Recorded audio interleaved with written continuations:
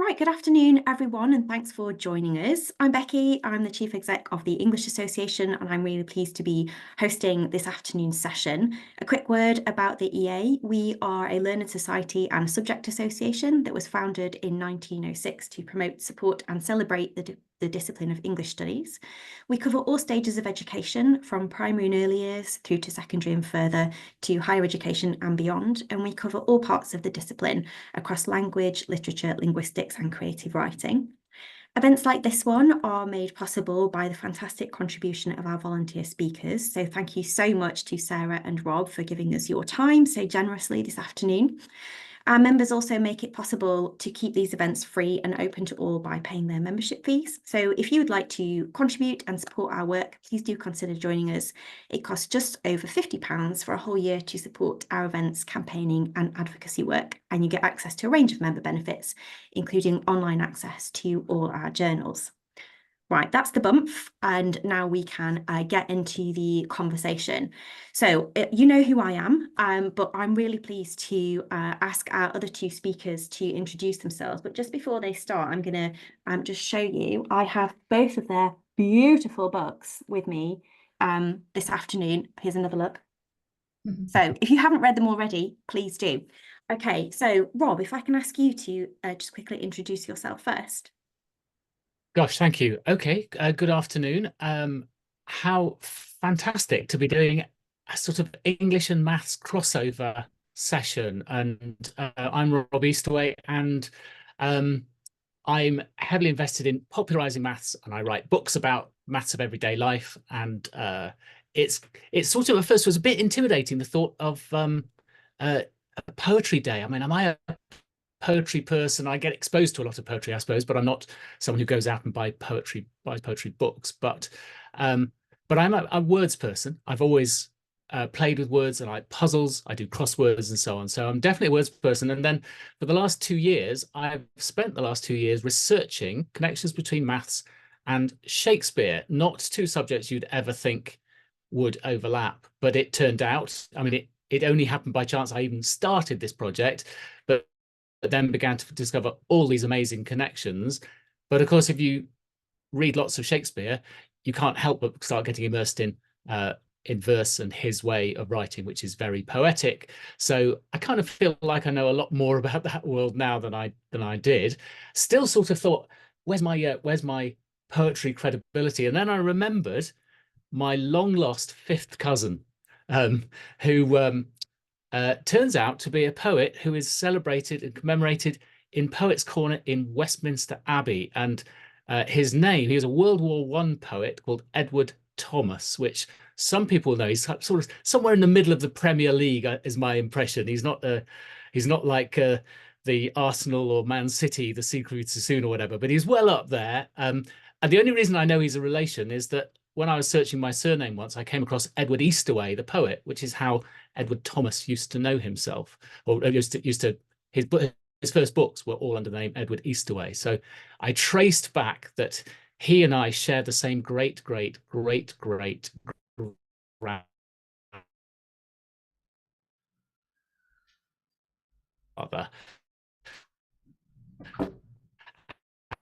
Uh,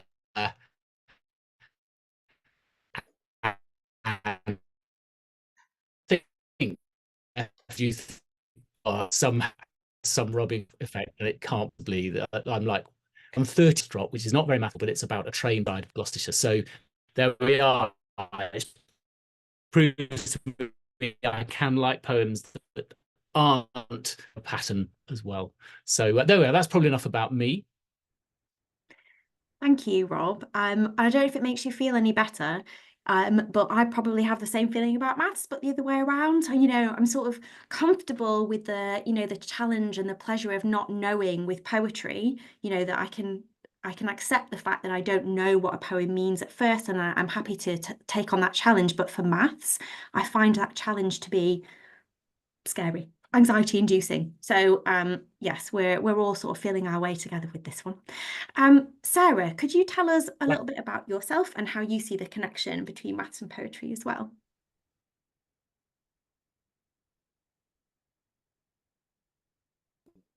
Hi, I'm sorry. We were just talking before this meeting about what happens if our internet goes down, and immediately my internet went down. Sorry about that. Would you like me to introduce myself now? Yes. So yeah, this is such a. I'm a mathematician by training, so I'm professor of mathematics. I'm really interested in patterns and structures, which is to me what mathematics is about. But it's actually a lot of what poetry is about as well. So I've always enjoyed literature and reading and poetry. And more recently, I've been actively thinking and writing about those things. So Becky kindly showed my book, which is about the links between maths and literature. So for me, poetry and mathematics have this real affinity with each other, that they both are concerned with or do things and play around with constraints and with patterns and with symmetries in different ways. And actually mathematicians and poets really like each other's approaches. And Einstein says that mathematics is the poetry of logical ideas, and Ezra Pound says that poetry is the mathematics of emotions. So there are these links and affinities that I really have enjoyed exploring. Thank you. Thanks very much, Sarah. Well, what is that line from that poem? Euclid alone has seen beauty bare. Is that it? Yeah, by Edna St. Vincent Millay. Euclid alone has looked on beauty bare. That's it. Yeah, with this sort of this crystalline perfection of the geometry of Euclid, and Wordsworth and many others talk about this, that this world that mathematics creates and explores is this, it's based on pure thought alone, which is a really exciting thing, that this ideal thing out there that is very beautiful and perfect, that many poets have enjoyed thinking about over the years. Yeah, absolutely. Sorry, I'm taking chair's privilege here, but and this might be a bit lowbrow, but I love Terry Pratchett. And there's this wonderful scene in one of his books where one of the characters, who normally thinks quite slowly, is in a situation where they're now sort of thinking really fast and they're sort of ascending, into higher mathematics. And he describes this experience as something like maths is like a lightning bolt, but pure, beyond words. That kind of experience of just going totally beyond. And it's sort of easy for me to think of poetry doing that, but it's really nice to get a glimpse that maths is that experience as well. Yeah, absolutely. And I think in poetry, you can a brilliant poem will encapsulate a truth, but the way it puts the words together is something you've not seen before, and it's showing you something new, even though it's created. And mathematics does the same sort of thing. It suddenly puts these thoughts about triangles or circles or lines or numbers in a new and interesting way that encapsulates a truth. So I get the same kind of emotions from both things. Oh, thank you. Well, we'll come back to that in a bit, but first I wanted to ask you both a bit about constraints. And Sarah, in your book, you say, I'm going to quote you here, which I know is terribly embarrassing to hear yourself quoted, but I'm going to do it anyway. Since we humans are part of the universe, it's only natural that our forms of creative expression, literature among them, will also manifest an inclination for pattern and structure. Mathematics, then, is the key to an entirely different perspective on literature. I sort of want to sort of springboard from that into thinking about constraint, pattern, and structure. So Rob, actually, if I can turn to you first, can you sort of take us on a journey in terms of constraint, maths, and poetry? Yes. So if I'm thinking about poetry I tend to like, it is the poetry that is constrained, I think, that has to follow a certain pattern, a certain rhyming pattern, and so on. So maybe that's my mathematical mind appreciating the fact that working against a constraint. And there's an interesting analogy. So there'll be people here who love crosswords or Sudoku, and there's something that crosswords and Sudoku have in common when they're in the main journals anyway. I don't know if you've ever noticed, they're in a symmetrical grid. So the crossword, the words, if you rotate the grid before any words are in it, it'll look the same, or it might have a mirror symmetry. Same with Sudokus. And you think, why is there that symmetry? There doesn't have to be that symmetry. That symmetry is entirely self-imposed by the people setting the puzzles. They like to work against that constraint. And there is a time when you work against a constraint, you actually produce a better quality output. And also perhaps you appreciate the work of the setter when you know they've worked within those constraints.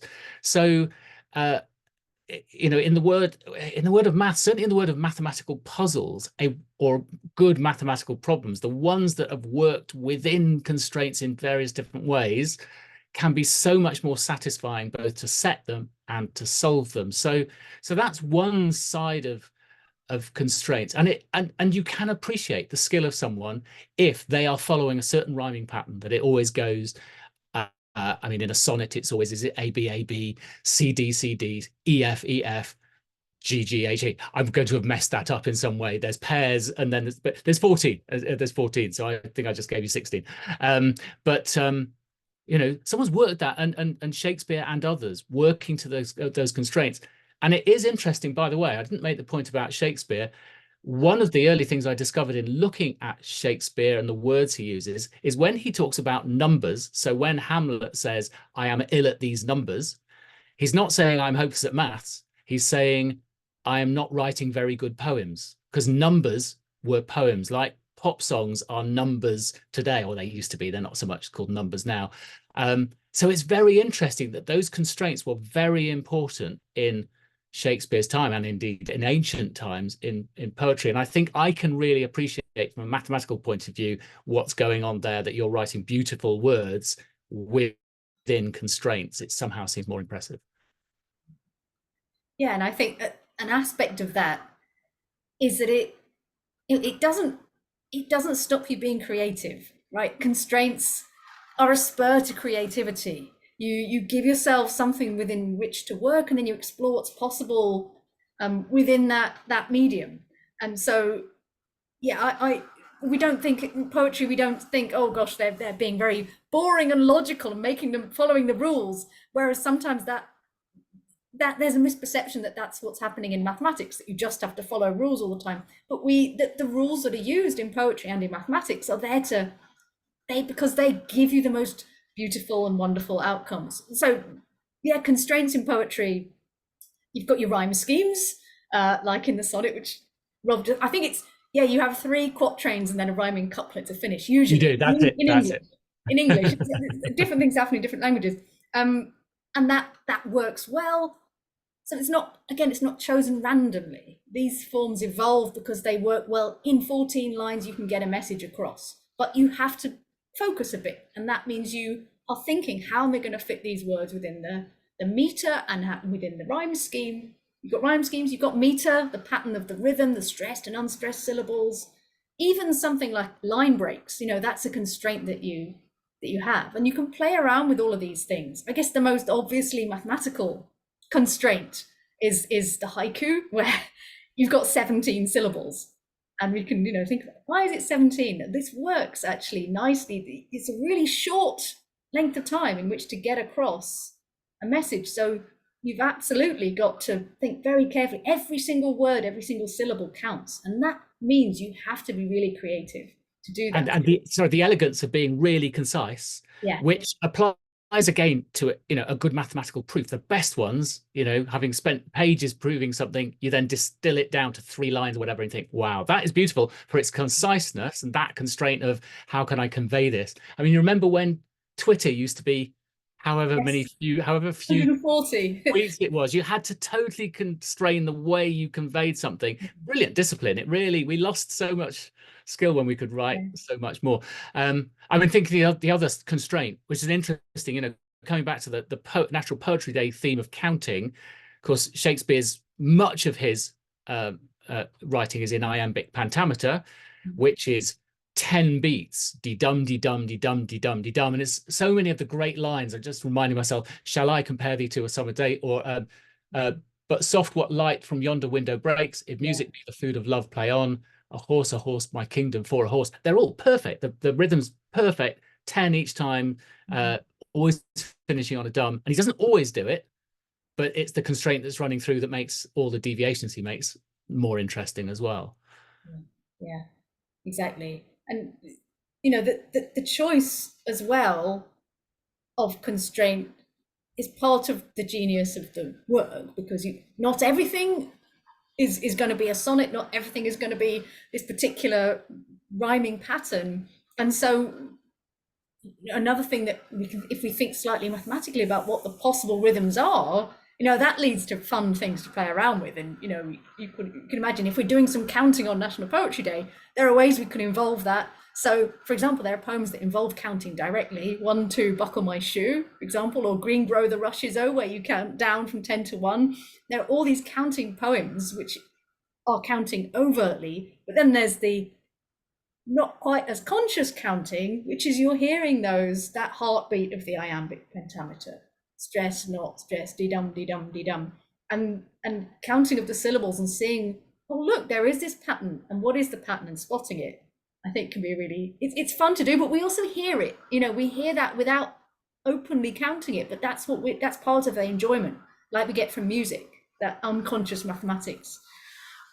And I'm just thinking that a lot of people who are watching this will be teachers. They might be English or maths teachers, but where this might fit in, it's actually quite a liberating exercise to say, let's constrain, write a poem, but you're constrained. You have to either make every other line rhyme, or you have to use exactly this number of syllables, or you can play around with a number like pi or whatever and say you're going to have to choose words with that number of letters or words in the line or whatever.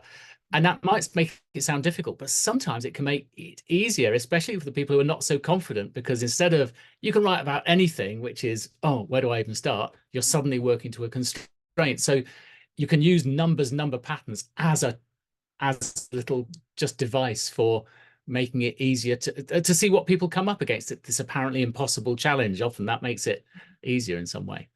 Yeah. I can't resist sharing, there's a brilliant Brian Bilston poem.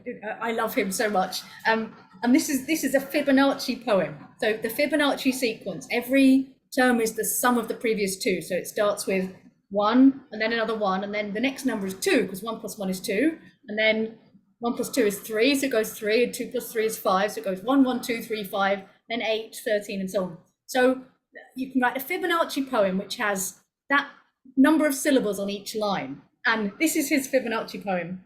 I wrote a poem on a page, but then each line grew by the word sum of the previous two, until I started to worry at all these words coming with such frequency, because as you can see, it can be easy to run out of space when a poem gets all Fibonacci sequency, which I really love. I love that poem. Yeah. So anything fantastic. Actually,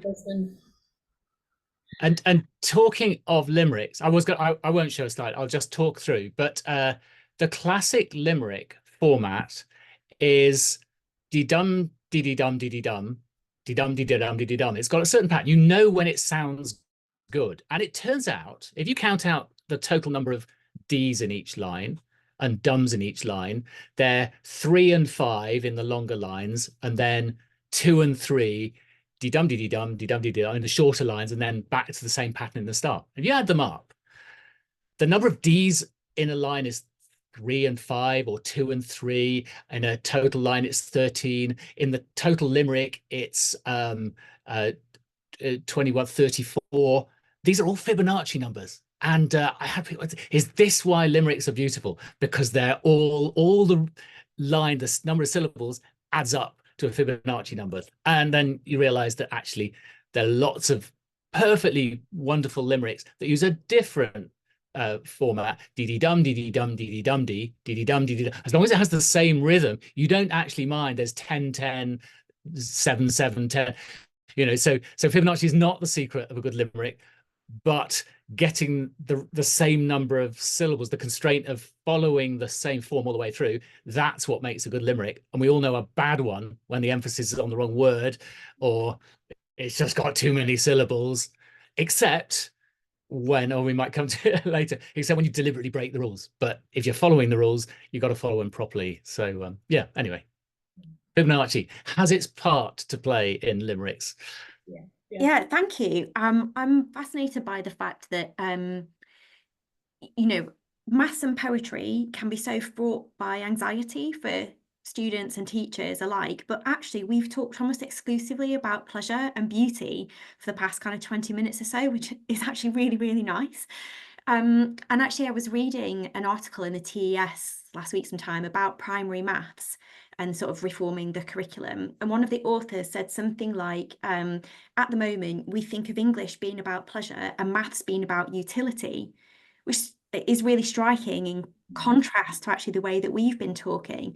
So I wondered if we could just kind of dig a bit deeper into this idea about kind of beauty and pleasure and bringing maths and poetry together.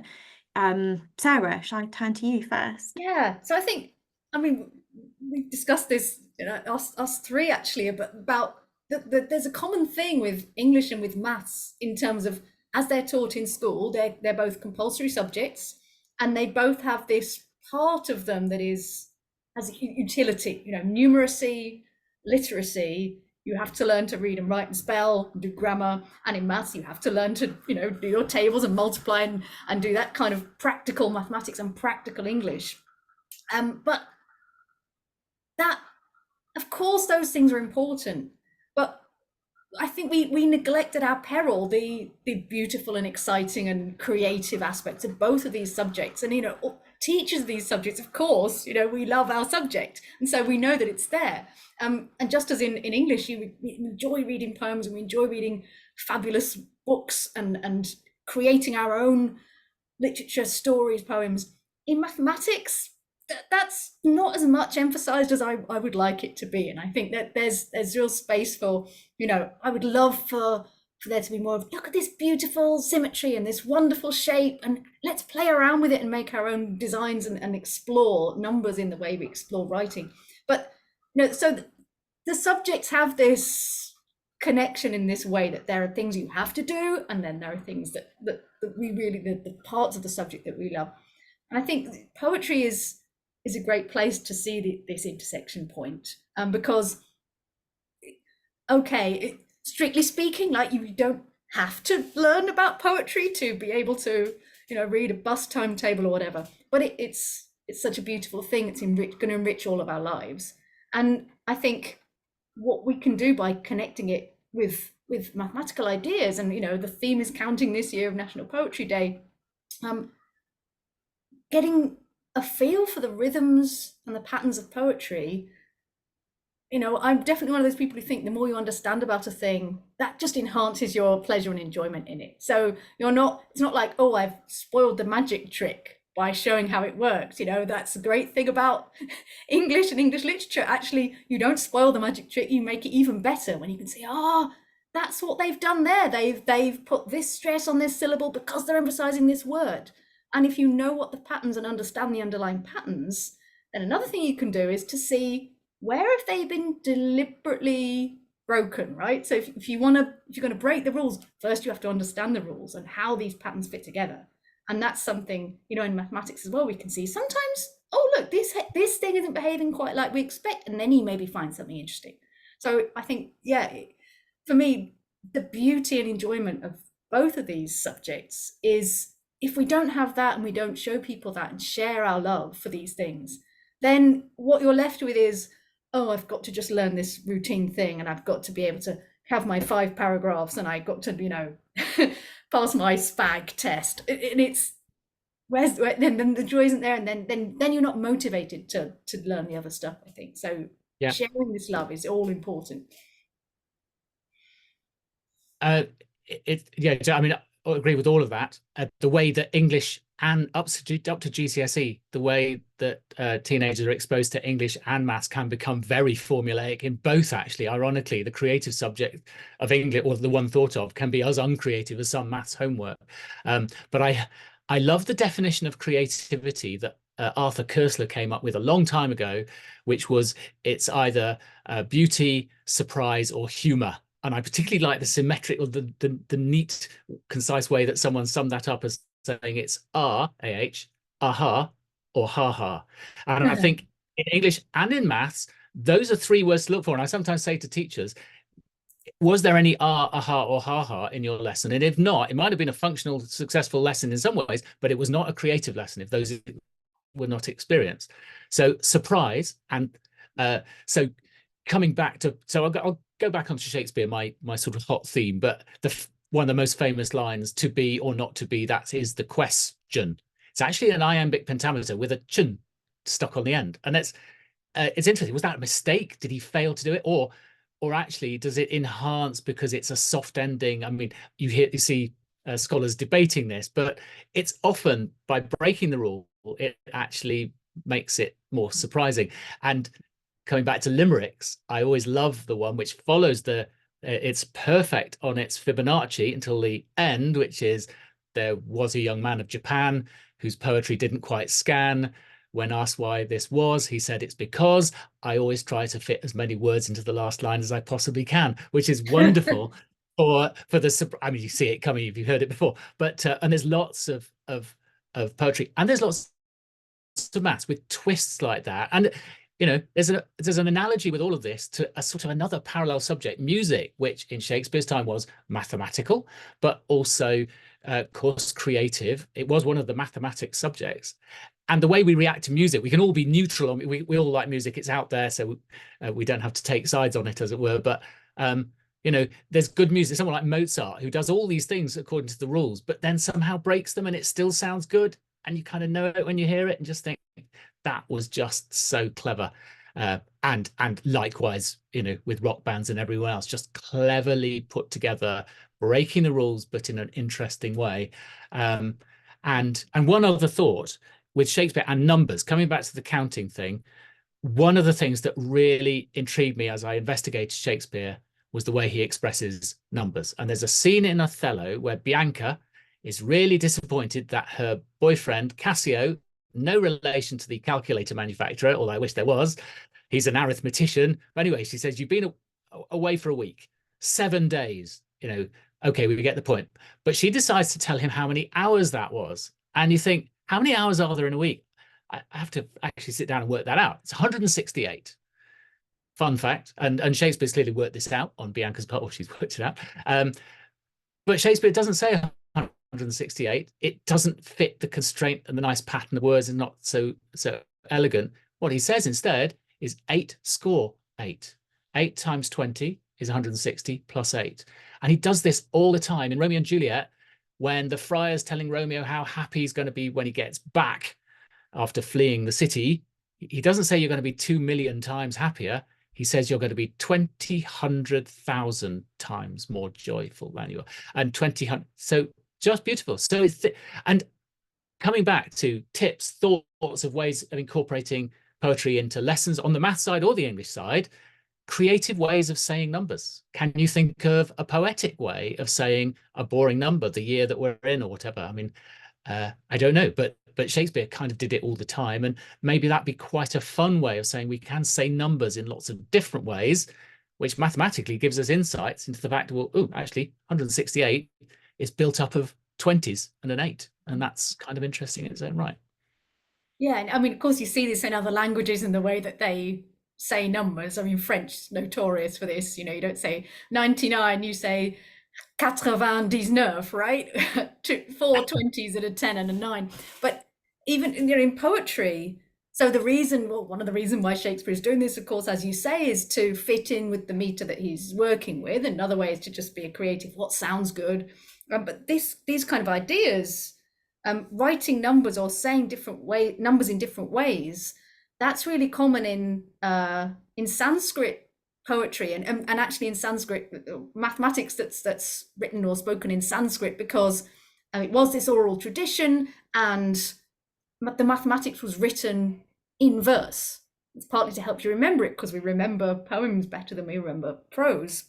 But in order to fit in with the meter that was being used, sometimes, you know, if you want to say the number 32, maybe that doesn't fit in with the meter. So they would use create many different words to represent numbers. So instead of 32, you might say teeth. That's how many teeth an adult has. Or you might say hands or eyes instead of 2, because we have 2 hands, we have 2 eyes. Void is 0. So if you say teeth void, that's 320, right? And so they've got all these different ways. Fire, because there's 5 sacred fires. So all of these many, many different ways to say each number. And I find that fascinating, because we tend to have this perception that, you know, one of the things about maths is everything's got this exactly one way of doing everything, one way of saying everything. But in this tradition, actually, there's as many ways as you can creatively find and think of to say different numbers and to, join them together, these different ways to produce a long number. And so as you say, it would be a really fun activity to try and think, how many different ways could we say 7, like weekdays, or sisters, if you live near the tube station I live near. So yeah, that's been used throughout history by poets and others, because you've got a constraint. That's another instance of constraints help you to be creative. That actually pivots us really nicely into what I wanted to talk about next, which is to sort of throw you into a quickfire round of sharing some top tips for sort of maths and poetry connection activities that teachers could use in the classroom. Rob, shall I turn to you first? Okay, here's one. I was lucky enough to do a syllabus called SMP a long time ago for my O-levels, as they were. And you know what? One of the things that sticks in my mind more than anything else is that at the start of every chapter, there was a cartoon. And it just brought, it showed that these people had a sense of humor and they were humans. And that was really important. I mean, I like math, but it helps that these guys were clearly on my side. And one of them was a chapter about infinite series, and infinity generally. And at the start of it, there was a poem, and I've never forgotten it. Which is great fleas have little fleas upon their backs to bite them, and little fleas have lesser fleas, and so ad infinitum. And I can't remember who wrote it. It's a lovely little poem, but it's great. And it just occurred to me, a poem at the start of a lesson, a fun little whimsical thing, can be one you've made up or one that's written by Michael Rosen or whatever, just to set the scene. And if you are going off piste for a bit, it's only for 30 seconds and it will send a nice little human message. So there we are. If it was good enough for SMP, it's good enough for everyone. Yeah, poems, everyone can write a poem, right? And so everyone can write a limerick. And that could be the way into a little fun activity. So there's cool little things. If you know the rules of limericks, right, then you'll know this little pair, Rob, probably. But so there once was a woman from Crewe whose limerick stopped at line 2. And then you follow that up with, there once was a man from Verdun. And You're right. I love it. Does this poem, how many lines does that poem actually have? Because we've all filled in the imaginary second line whose limerick stopped at line 1, thereby creating a logical paradox, because we've created a limerick with 2 lines that claims to stop at line 1, but it doesn't claim to stop at line 1. We've just set up that expectation. So, fitting logical paradoxes into your poetry. There are 2 errors in this sentence. Yeah, exactly. Kind of thing. Yeah, exactly. So and paradoxes. We don't have enough paradoxes in maths lessons, and maybe poetry is the place to bring them in, because that's what really so often gets kids really thinking mathematically, is when you're stretching the mind and thinking the unthinkable. And it's using the bit of maths. People tend not to think maths has this property of thinking about worlds that don't exist, and if poetry can help in that direction, that is all good. Yeah, so that's a fun. So limericks, that are they or aren't they limericks? But the other thing you can do, and I've done this activity with a few people, is making a limerick factory. So this is fun, because if you set up your constraints, so we know what limericks are like. They have this A B B A rhyme scheme, and so you can get everyone to write a limerick.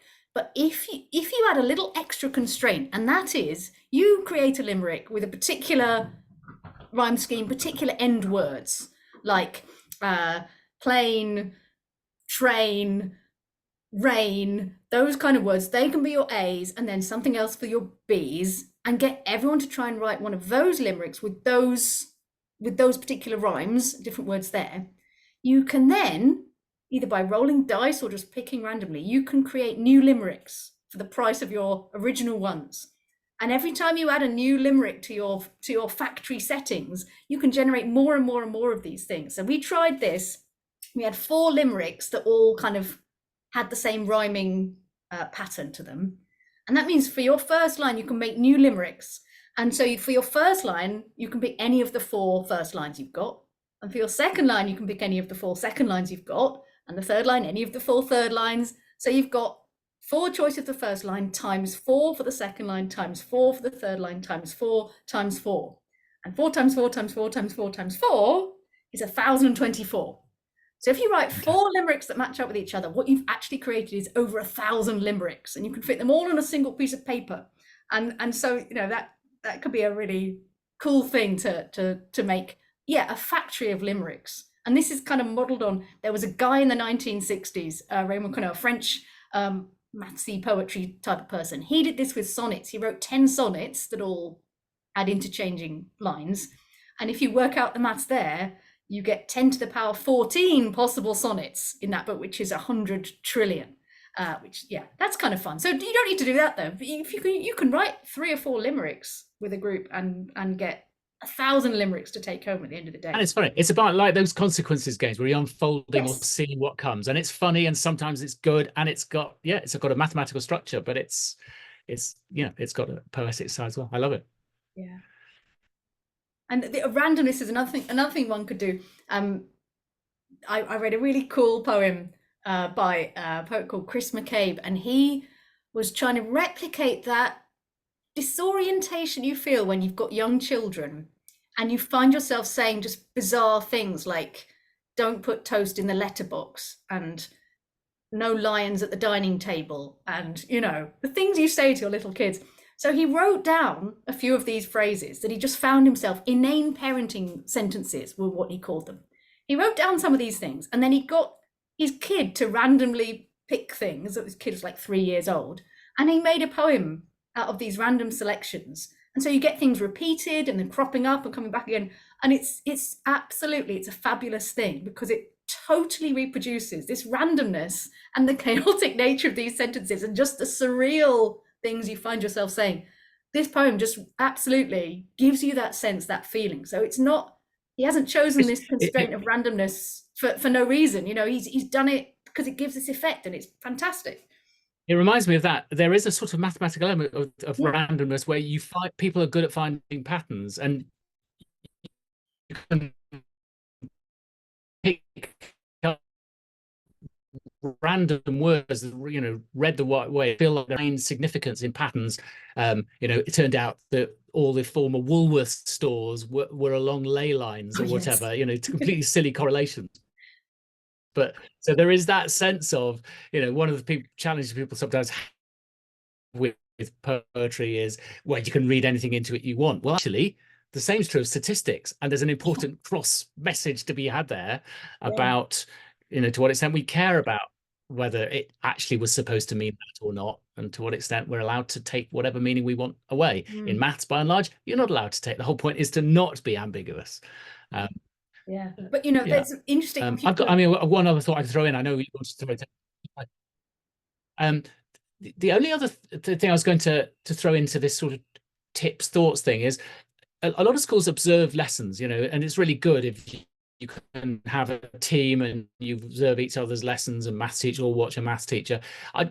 What if we just expanded that one subject further?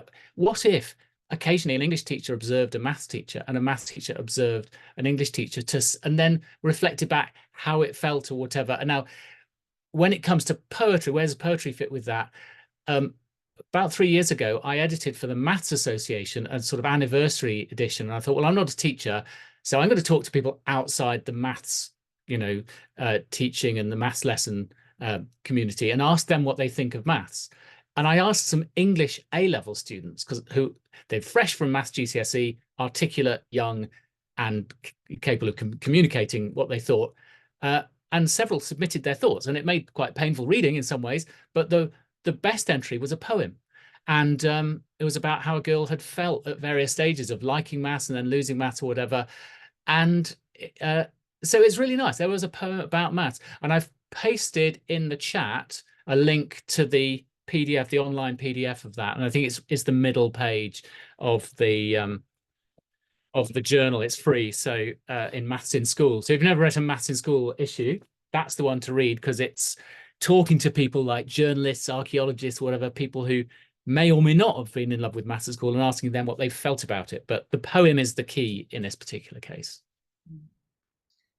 Yeah, and there's so many kind of fun little activities you could think of in terms of writing little poems. So one thing I saw, which is, again, it goes back to what mathematicians and poets in India were doing many centuries ago, which is when they created a new kind of rhyme form, a poetic form of some kind, like, a limerick or a sonnet or something like this, they would write a self-defining poem.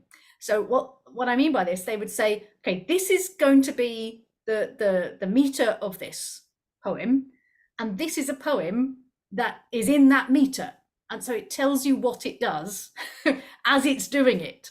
And so you can try and do this I've thought of one, but you and your pupils will be much better at this than I am. Okay, so here's an example. Well, you'll see what it's defining as I give it to you. So a couplet that's rhyming is done by rhyming line 2 with line 1. So that is a rhyming couplet that defines the concept of a rhyming couplet. So yeah, you could try your own. Very good. That was wonderful. I was expecting you would go on to, a sort of Odyssey, where's your 16,000 line self-defining poem? Well, that's homework. That's an exercise for the group. Rob, sorry, I cut across you. No, I was just thinking, it reminds me of a chapter in a book by Douglas Hofstadter called Metamagical Themas, which was all about self-reference, and some of it was paradoxical, a bit like we were talking earlier, but it's lovely exploration of the way we think and so on. And so much of this, you think, well, that chapter belongs in every subject. It's as much in an English as a maths or a computer science lesson or whatever. But he's just playing with words and how words can refer to themselves in just the way you were talking about it, Sarah. And it's very, very stimulating chapter. Yeah, thank you. I think we forget to play sometimes, don't we? We play a lot as children as part of our education and our learning, and then we don't have as much time to do that as students or as adults. But play is one of the most effective ways that we can explore ideas and test things out and be creative. So yeah, I'm really glad you introduced that thread. I just wanted to say thank you to Camille, who in the chat has just made a suggestion for a poetry integrated numeracy program, audio and video for 5 to 7 year olds, which you can get on BBC Sounds. Thank you so much. I have a 3-year-old, so I'm just filing that one away. So we've got about 15 minutes left together. So I thought this might be a good time to kind of throw open to the floor if anybody has got any questions for Rob or Sarah, or if anybody indeed wants to share anything that they have done in their own classrooms, their own settings, that has brought together maths and poetry. So there will now be that unbearable silence while we wait to see if anybody has any questions or anything they want to share. Yeah, well, we wait. And if no one does, I can throw something in, which is... Yeah. Oh, we talked over each other, Rob. You go first. We did, silent. Okay, well, I was thinking there's good poetry, but everyone's nervous, is my poetry any good? So, of course, you can go to the other end. What's the worst possible poem? Challenge for producing a really bad poem, and then working out what makes a bad poem. And famously, one of the worst poems ever was the Tay Bridge disaster by McGonagall, which begins, I'm reminding myself here, beautiful railway bridge of the Silbury Tay. Alas, I am very sorry to say that 90 lives have been taken away on the last Sabbath day of 1879, which will be remembered for a very long time. And, fantastic. But interesting, why is it bad? Okay, so this is so bad, and it's to do with how many syllables, and there's no pattern and everything else. So you have a challenge. Either can you make it better by applying rules to it, or what's the worst poem you can write? Take all the shackles off, and then by making it as bad as possible, ironically, that could make some of them quite good. And I did ask ChatGPT, this is very depressing, if it could turn it into iambic pentameter. Can you improve on McGonagall? And of course, in half a second, it did. And it begins, behold the bridge that spans the Silbury Tay, a marvel wrought by man's ingenious hand, yet on that fateful, dark and stormy day, it fell beneath the tempest's fierce command. I mean, it's really not bad. But it's a bit worrying that it can just Oh, and then I said, make it more Shakespearean. It made it more Shakespearean. Make sure it mentions 1879. Oh yeah, I can do that. But we don't want computers writing poetry for us. Well, that's what we need our paradoxes for, isn't it? That's how we will defeat our robot Yes. overlords. Yes, exactly. Yeah. Exactly. Sarah, did you want to throw anything else in? Oh, yeah. So just another thought I had about things to try is that some kinds of poem, they have a sort of an algorithm to make them. And I'm thinking about things like reverse poems, where you read the poem kind of from top to bottom in the normal way, and then you read it back up to the top. And there are lots of these online, you can find them, but they all use the same basic recipe, which then, you know, people could play with, which is that you've got these statements that interleave things like "it is not true that," right, which you interleave with other statements. I think I did the tiniest possible short one, which is just as an example, and I see if I can find it.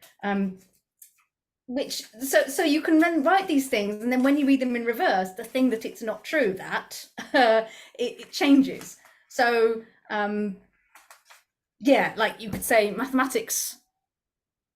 It is not true that mathematics is boring. But then if you reverse it, you know, you get the other sentiment. So those could be quite fun to explore.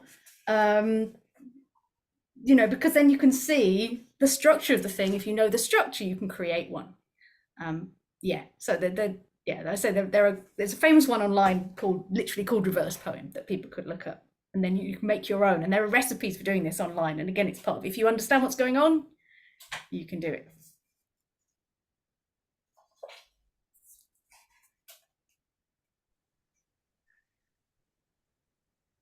Oh, Camille. Oh, you're working hard today. Thanks, Camille. So Camille says, I recently came across the concept of poetry tea time, eating something enjoyable while reading and savouring poetry. I'm 100% behind this. Any poetry recommendations from our homes or classrooms that people would like to share? That's an open invitation. Ooh. So I've got a book, which I've just seen if I can see it on my shelf. I could show it up, but I don't think oh yes. Okay. Adventures in Form, a compendium of poetic forms, rules and constraints, edited by Tom Chivers, and it's got 90 poems in it that, yeah, just experiment with different constraints that are really fun. So it says in the back, there's a poem hidden inside a Sudoku puzzle that Rob might enjoy. There's a haiku, but the U is EWE, and this was a poem that it was a random poem because they painted or put 17 words, each one on the back of a sheep. And as they wandered around in the field, you got different versions of the poem. There's different forms of sonnet that are explored, and various kinds of constraints like letters being omitted, randomness that's being used. It's absolutely fabulous. The different kinds of thing that you know, words arranged in different shapes on the page. So it's just an exploration of different forms, and like you can just dip in and out of it. And yeah, I very much enjoy that book. I'll throw a poet into the mix. So Keisha Thompson is a Manchester-based poet who is also a maths teacher. And she does lots of really interesting writing about what it means to be a person who loves maths, but also loves poetry. And she's this really interesting riff on kind of binary, and, you know, we don't have to be 1 or 0. You can be whatever. I'm not maths enough to make a riff on whatever is in between 1 and 0. But yeah, so Keisha Thompson, I will put her details in the chat. I can totally recommend her. I was just furiously trying to Google Michael Rosen's Chocolate Cake, which Claire has just recommended in the chat. I'm not familiar with that one. Sarah, you looked like you knew that one. Is that in your... Oh, well, the relish with which he performs that poem is amazing. And actually, one of my poems of Michael Rosen's that I really, really love is I think it's called No Breathing in Class. It's about, you know, you're not allowed to do this, and it's like, when I was at school we couldn't do this, we couldn't do that, we couldn't breathe, and then it's like this children are sort of passing out through the back of the class because they're holding their breath for the whole lesson. But yeah, I mean, any Michael Rosen poem, you know, it's Actually, yeah, I'll throw a little name drop in here. Well, just one of my life goals bucket list. I've always wanted to meet Michael Rosen, and I got invited onto the Word of Mouth, an episode about 2 or 3 years ago, and you can probably still hear it. And it was about the language of imperial measurement versus metric. And what's interesting word-wise is I have this view that, the old words, yard, foot, where they're all one syllable, but they often sound, poets today probably will still prefer, if they can, to use imperial measure, pint, whatever, because kilogram, it doesn't fit. It's not a pretty word. And the mathematical patterns within imperial measurements are interesting too. And so Shakespeare is absolutely full. Of course, there were no millimeters, so it's all inches, feet, pounds, and they're poetic for a reason, because they're nice sounding. Well, they're short words. They're much more valuable, and they rhyme with lots of things. So yeah, that you can probably still listen to that episode. It might give ideas for, coming back to the maths and counting and everything. Again, old measurements were human scale. So even today, you ask teenagers how tall they are and their friends are, they use feet and inches. Remarkably, they use meters for everything else except their height, and 3/4 of them will still say, I'm 5'6" or whatever. It's extraordinary, but it's because those are nice human scale numbers. So there we go. Sarah popped her reverse poem in the chat, which goes, maths is just numbers. It's not true that maths is beautiful. And then reading it in reverse, maths is beautiful. It's not true that maths is just numbers. Very good, Sarah. Yeah, thank you for that. We got anything else we want to throw into the mixing pot?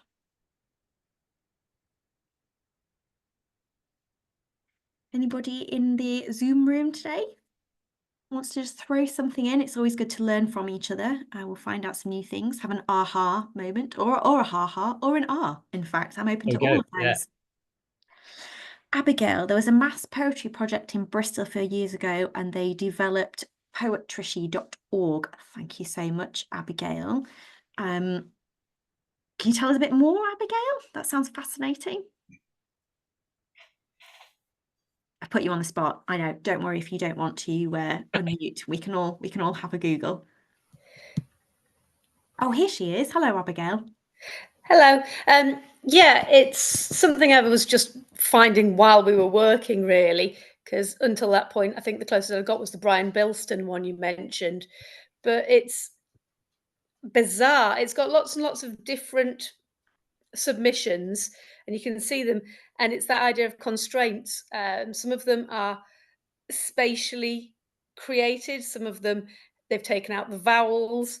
But it's interesting having a little look at just random works of poetry that links with, I suppose, more engineering, mathematical type things. I think a book was originally produced, but now there's this website which is worth having a look at.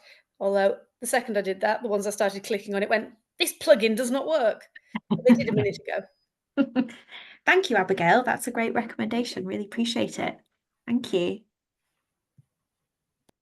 Christopher in the chat says, I've always enjoyed the definition of variance given by the mean of the squares minus the square of the mean. Oh, that has a nice structure to it.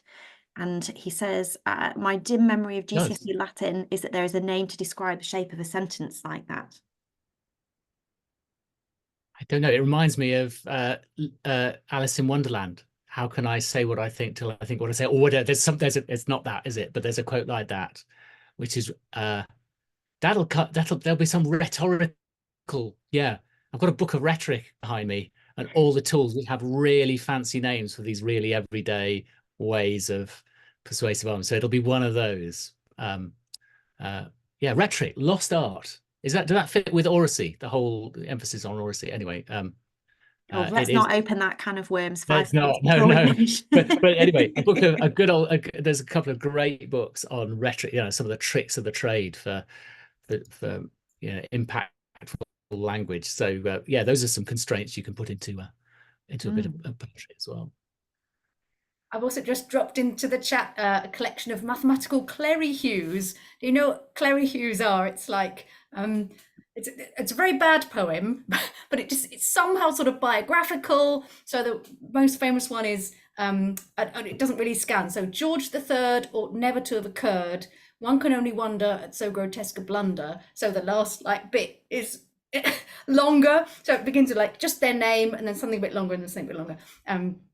But anyway, I was asked to contribute to a collection of these things about mathematicians. So there's a couple of mine in there, but also a lot of actually good ones by proper poetry people. But the link is there. It's a free article in the Reminds me, by the way, the power of verse to make things memorable. I think one of you mentioned that earlier, it might have been you, Sarah.